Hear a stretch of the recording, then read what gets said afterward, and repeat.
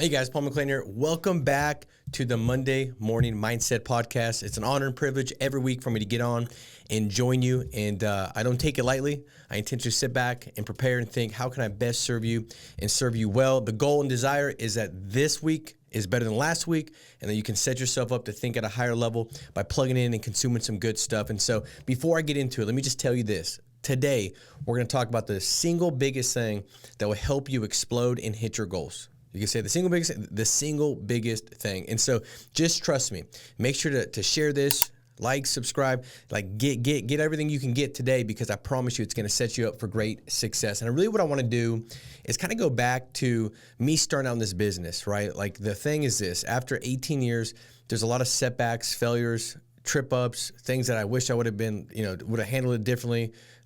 Things I wish I would have applied myself differently, all kinds of things that I would tweak and adjust, and lessons I've learned from those, setbacks. And so what I want to do is really kind of help with my hindsight and allow it to be your foresight as you move forward into 2026. And so what I'm going to talk about today is really, I think, the most important thing in this business. There's three things that are crucial. I think this third one is essential. The three things are attitude, activity, and association. The third being association. And you can say, why is that so important? I believe that's so essential because I think that influences your activity. I think that influences your attitude, which your attitude is just the way you think, feel, and behave. And so association is essential and crucial. So I'm not going to just talk about it hypothetically. I want to give you some practical handles that you could grab onto, go out there and really take your association to the next level, because when association gets better, you get better. And so let's talk about it. The big thing that we have coming up is annual summit. And so that's the next thing that you can plug into and associate. Now, if you're watching this after the fact, a lot of what we're going to talk about, in fact, I'd almost venture to say all of what we're going to talk about is still applicable day to day in what you do. And it's a characteristic and a quality that will really help you take it to the next level. So when I got started in this business, I remember being 19 years old and just really hoping that something was going to fall in my lap and give me a shot to be successful. At the time, I had a daughter that was not yet born, but she was coming any minute. My wife was 9 months pregnant, and I was like, shoot, I got to figure out a way to take care of the family. And I was desperate. I was like, I don't know how we're going to pay the bills. I told my wife, like, we're going to have to buy those diapers that you got to like wash off and reuse. And I was like, sweetie, also you could breastfeed our daughter, until she's like 7, because breast milk's free. And I was just trying to figure out, like, I'm desperate. Like, I got to figure something out. Well, I ended up going to a family barbecue. My cousin just opens up, talks about what he's doing. And obviously I'm very interested given the season of where I'm at. And he's like, hey, I'm doing life insurance now, got out of lending. And, it's a pretty simple business. Clients are filling out forms, asking for help. I said, okay, that sounds great. And he's like, also, we have a blueprint, and you can get around the people that are best in the industry and copy them. Now that hit me really good because I was just out of high school and I had straight A's. And I had straight A's because I was really good at sitting next to the pretty girls that were studying all week long. And I just said, hey, would you mind moving your elbow so I could see your test? And so I love this thought of like the copycat system. And he's like, yeah, it's for their best interest to help you, especially when you're on their team and the group. And so I started to really understand, like, man, this is a beautiful dynamic. Most industries, people would hold their cards close to their chest. Here, it's for their vested interest, even if they're selfish, to tell you how to go out there and build a big business, because your business is their business. And so I love that concept. And so I started to plug in, and I ended up, right after I got my license, my daughter was born, and there was this big event coming up. And at the time, the company I was with, this event cost $1,000 for the ticket to entry, and also the plane ticket. You had to fly there, you had to stay there, and so I looked at all that and I said, I just can't do it, bro. Like, there's no shot. Like, I've got a baby coming. I got a baby that just was born. Like, dude, she's a couple weeks old. Like, I don't have any money. And he said something that really gave me the right perspective. And looking back, I think it was probably the most important thing that was ever said to me, because it really set me on this path that changed my whole career, changed my whole life, and got me to where I'm at today. And so he said, if there was a bag of money in Orlando, $200,000 in a duffel bag, all you had to do is fly out there, pick it up, and then fly back. Would that still be preventing you from going? Whatever's holding you back. I said, well, no, dude, of course. I would figure out how to get there and get the $200,000 and fly back. And he said, it's the exact same thing. Same thing. He's like, you're going to get there you're going to get around the right people, the right environment. You're going to hear the best of the best talk about exactly specifically what they do. And he said, the big deal is this, you think you're committed right now. You think your decisions are going to be in line with you taking the right risk, making the right choices, getting uncomfortable, making the right sacrifices. He said, but you probably won't. He said, when you get to that environment, in that event, where you've got all these people out there having success, talking about what they're doing to have success, you'll make a big decision at a big event. And when the emotion is high, you're more likely to have that decision really take root. And I kind of understood what he said, but I didn't really get it because I had not yet experienced it. But I ended up going to that event, and at that event, it was an opportunity for me to really get around people that were where I was wanting to go, and I could just follow the footsteps forward. And it wasn't like I hadn't been on a conference calls. It wasn't like I hadn't gone to meetings. And that was great, and I was very diligent. I had this student mindset, like I'm gonna take notes, I'm gonna apply myself. I'm not just gonna sit there and have it go one ear out the other. Like I'm gonna study what's being said. And I could easily gone with that and said, I've already got the education. But when I went to that event, man, it changed everything.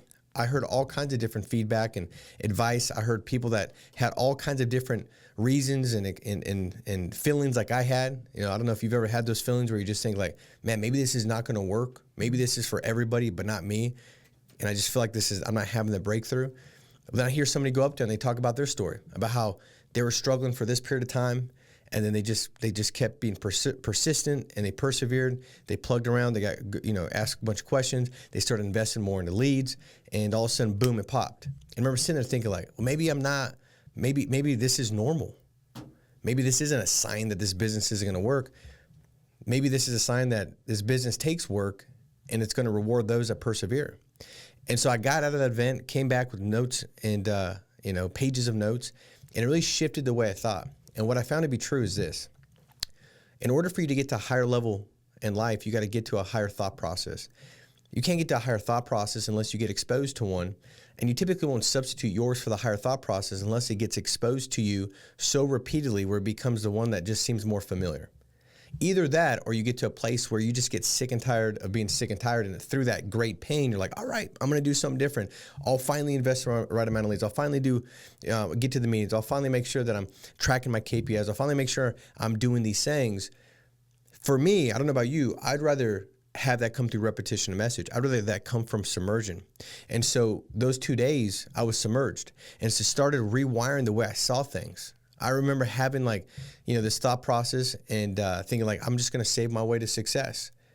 Like if I could just save 20 grand every year, eventually I'm going to have a big savings. I could retire.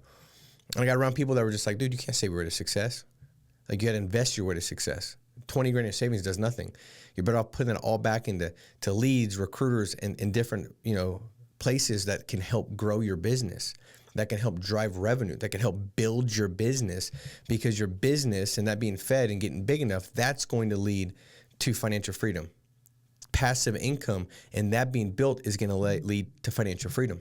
And I was like, got it. I remember hearing different people on stage, just some of the struggles and setbacks and things that they had gone through, and having this phrase that was kind of stated by a person. They had watched somebody go through cancer that was close in their family, and they said, the way we look at it as we build our team is anytime somebody's got a complaint, the question is, did you just get diagnosed with terminal cancer? And he said, just put stuff in perspective. And it puts stuff in perspective for me. And it's something that I put into my team. Like we got this no complaining rule policy. And this was something that I grabbed that shifted everything. So now if somebody's got a complaint, I just look at them like, dude, I didn't know, did you get the results back? Like, are you dying? Because if you're not, like, dude, what are we talking about? Like nobody picked up the phone today? Like you're gonna be okay, right? Like, and it just gave me this different perspective and outlook on it. And so the conference, guys, this is the thing that's gonna help you take to the next level. And for me, you can say, well, Paul, how'd you get there? Well, I had a snowboard that I loved. I was 19, just out of high school. I loved snowboarding. That was like my hobby. It was probably the nicest thing that I had. And I sold that for like $500. And then I asked my mom, and she was able to lend me some money. And in hindsight, I honestly have no idea where she got the money, and I'm kind of scared to ask her where she got the money, because she's like on disability, and I helped take care of all her bills. In fact, the other day, Ashley was funny. She was listening to, I think it was Spencer was on an annuity call. I was listening to this recording, and she's like, hey, I know what you are. And I was like, what, like a man, like a father, like a brother? Like, what does that mean? You know what I am? It's a trick question. She's like, no, you're an annuity. You're my annuity. And I was like, oh, that's funny. But I'm like, thank God that I get to be her annuity, right? Like every month I give her a check to cover all her bills. I was able to buy her a house. And the truth is, like, that opportunity in my position to be able to do that, I'd be completely lying and self-absorbed if I act like that was just because of me. That was a decision that I made to get around different people that could help me elevate my thought process, that would lead me to better choices, that put me in that position. But it was association. It was association at these big events. And the beautiful thing about these events is this. Most people, I almost want to say all the people with Pinnacle, because I mean, it just seems like that's the DNA. They want to serve and help. Like they've learned what to do to build a business. If they're on stage, they've had great success. They've earned a great amount of money. They want to return that. Like some of the best, time spent that I have is pouring into people. Taking what I've learned and being able to help the person that's a couple steps behind me. Just say, hey, let me give you some eyes to see. Like, don't step there. You step there, boom, your legs gonna get blown off. You want to keep all your limbs on your path to success. And being able to say, step here though. This is where you want to step. This is what you want to do. This is what you're going to be thinking. Don't lead it. Don't give into that temptation, that feeling. Like when you feel like, hey, this isn't going to work, and so you reduce your lead investment because you had a bad week. No, that's when you double down, right? You double down. It's kind of like going to the blackjack table. Like it's like sometimes you got to have just a negative progression. You lose $5, put down 10. Lose 10, put down 20. It's going to eventually hit. The difference in this business, it's like it's a numbers game. And so if you had a bad week, double down because you're about to have a great week, because numbers don't lie. But don't mess up your good week that's coming by a bad attitude and a shift of perspective because you're so bitter about the bad week. There's sequence of returns with everything in the stock market, in your business with your lead flow. And so I started to learn all these different things and perspectives that helped me immediately. But as I started to go through and grow my business, it was seeds that started to like pop and grow and produce fruit when I didn't even know that they were there, but I had heard it. I had internalized it. I was starting to submerge myself in it. And so this event is going to be huge for you. Now, when you go there, what you got to realize is if it's hard for you to get there, good. You're probably going to get more than the person it's easy to get there. Like when I went there, because I knew I had my back against the wall, I had sold my snowboard, which I loved. I had borrowed money from my mom, which was, not a good thing because she didn't have any. And I went there to that event. Like I was locked in. Like I got the most from it because it cost me the most to get there. And I would just encourage you, like if it costs you more, don't buy into the excuse, because that excuse costs you more than you could ever imagine. Like I could have easily been justified, and if I wanted to feel good about my decision to not go, I could have easily told somebody like, hey dude, like I just had a baby. Like the baby's a couple weeks old, new in business. I've got no money at all. I got to take care of the baby. Like I can't go. That would have been just like, they would have been like, okay, that's a pretty good excuse. Like maybe, all right. But my dream was bigger than my excuse. I just needed somebody to help give me the right perspective to see it the right way, because I was living with that until somebody gave me the perspective. And if you're not currently going to the event, I hope this kind of helps give perspective, because like this is a big deal. You say, Paul, are you selling me on going? Oh yeah, I'm going to try to sell you as hard as I can, because I know how big of a difference it's going to make if you get there. I know how it could shift your entire life, that one big event where you make those big decisions at that big event. Now, let me give you some context, to those that are going. And let's just say, I absolutely can't go, and there's a funeral, something big. Okay, this will still apply to every part of your business. We got conference calls, we got Zooms, we got meetings. Like this is very applicable. When you go to that event, I want you to really, in your mind, start to ask yourself some pointed questions. Like, where are you at in your business? What's the one thing that you don't know, if you did know, would make the greatest difference? What's the one thing that you think is holding you back? Maybe what's the 2 or 3 things that are holding you back? What's the thing that if you had it figured out, you believe it would help elevate you to the next level? What's the one person that if you built a relationship and asked some questions, they can really help pour into you? These are all questions that you start to analyze and think about. And as you do that, you start to kind of really inspect your business. Because the goal is this: you can't expect what you don't inspect. So the goal would be, if I can inspect my business, then I could build an expectation that when I go into the event, I'm going to get the answers to solve these problems that will take me to the next level. And so now I'm stepping into this event with a student mindset. It's the same way you want to step onto any call. Heck, if you go to church, I'm like the court reporter over in the corner, man, like a weirdo. I got my iPad. I'm taking notes. I'm typing. Why? Because I don't want to miss it. Like I don't want to just sit there and experience it. I want the experience to get into me. I want to internalize it. And so I'm taking notes. I'm making notes. I'm writing stuff down. I'm thinking like, okay, that's a great point. How do I apply this? How am I on a 1 to 10? Like that is great. That concept about being kind and stepping in and like putting everything out the door and stepping in with this new energy, because you don't want to give the lowest level of yourself to the people you care most about. Like I got that. Well, on a 1 to 10, and this is just me actually talking about, out loud, I guess, my thoughts from church a couple weeks ago. And I'm like, shoot, I need to really pause before I go into the house and get my mind right, because I go in and I've already had 7,282 Zooms, it feels like, since 5 a.m. And so it's like, I kind of want to get in and just almost check out. I'm going to check out with the people that, my family, my kids, my wife, that need me the most. I can't give my leftovers to the ones that I'm called to steward the most. Like I can't do that. So 1 to 10, I'm like, gosh, I feel like I'm like at a 5 right now with that. And so what can I do? So I'm taking the note, but I'm making the note. Well, now before I get in my car, I'm gonna just pause. I'm gonna say a quick prayer. I'm gonna get my breathing right, like 3 seconds out in my nose, 8 seconds out my mouth, kind of like settle myself, help with my cortisol levels or whatever, and just get my mind right. And then I'm gonna step back into the house and I'm gonna be clear-minded. I'm gonna be intentional. Made a big difference. I took a note, but I made a note. So when you go into the event and you've got these questions that you're thinking about, you're going to step in with this student mindset. And with this student mindset, you're already priming yourself to have this open-mindedness where you're willing to let go of a thought process that's low level and substitute it with a higher level thought process. Just by having the questions, you're going to have and receive more from the person on stage than even if you didn't get the questions answered. Now you want to go find the people that you connect best with. Right? The reality is everybody's different and you're at a different stage in this business. So when somebody speaks, one person might say, man, that was the best speaker. Man, that was so good. And another person thinks a whole different person was the best speaker. And I've seen this multiple times. We'll do like a, kind of a questionnaire or survey at the end of an event. Who was your favorite speaker? It's always different. It's not like everybody just says, this was my favorite speaker. Why? Because you're all different.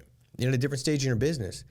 It's kind of like if my body was low in potassium and I ate a banana, my body's it's gonna feel better. I'm gonna feel better. It's gonna affect me better because I was lacking that.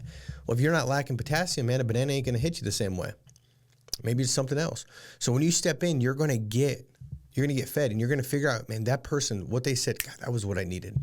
That's what I needed. Well, then go find that person, ask them questions, because they want to serve you. They want to connect with you. They want to pour into you. Trust me. When I'm there, I want to connect with you. I want to get to know you. I want to see where you're at. I want to be able to provide value and ensure that I did everything I could, that when you leave, you've got what you need to go out there and make a difference. You got to put the action in, but don't be around somebody that can pour into you and provide value and not have any questions. That's a scary thought for me to even have. Like, I'm around somebody that can enhance my life, improve my life, and I don't have a question for them. Make sure you take an inventory for your business. You think about your business, where you're at. And this is the same thing as you go from the big event to the next event. You're going to step in. Every time I've gone to an event, I had somebody say, like, Paul, you've been to how many of these events? I was like, bro, a ton. I mean, we've had some of the years we had 2 or 3 big events like this. I don't know, 50 of these big annual summits, that were, so a lot of times 2-3 times, a ton of them. And you can say, well, are you still getting something from it? Oh yeah, every time. Well, how? It's the same playbook. Well, it's because I'm different.